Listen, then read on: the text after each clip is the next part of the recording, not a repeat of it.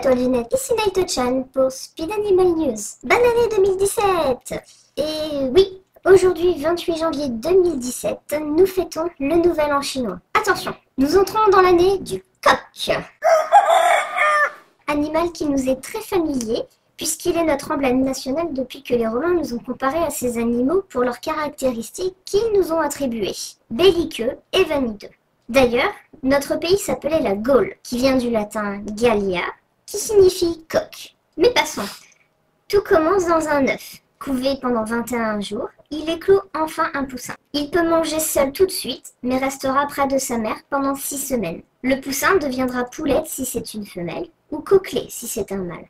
Dans ces jeunes années, si on décide de le stériliser et l'engraisser pour le manger, il est élevé comme poulet, poularde ou chapon. Sinon, il deviendra une poule ou un coq. Ce sont des oiseaux type gallinacés, de ceux qui ne peuvent pas voler. Animal terrestre et nidifurge, adapté à la course avec ses 3 doigts.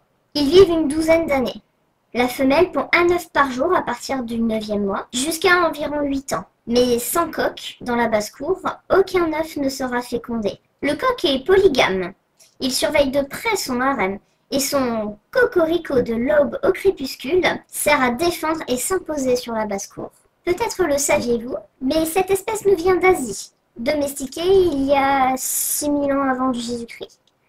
Le coq benkiva, encore présent à l'état sauvage. C'est un animal très routinier, attaché à ses petites habitudes, ce qui le rend très facile à élever et à domestiquer. La base de son alimentation est les graines, mais le coq mange un peu de tout. Dans son poulailler, il lui faut de la place pour se balader, les déchets alimentaires, ce qui fait du recyclage, et en échange, on reçoit un œuf par jour grâce aux poules. Bien que très commun, tous les élevages ne sont pas très respectueux de l'animal. Interdit en Suisse et en Allemagne, beaucoup d'élevages utilisent des batteries.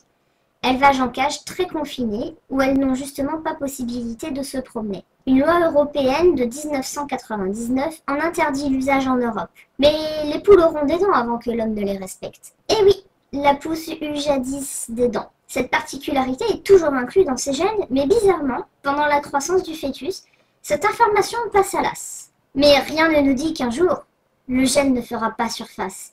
Les poules et les coqs s'uniront pour prendre la possession du monde. Hein? Quoi? Oups! Je suis allée un peu loin, pardon. Bon, allez. Mais au fait, qui est venu le premier? L'œuf ou la poule? C'était Naito-chan pour Speed Animal News.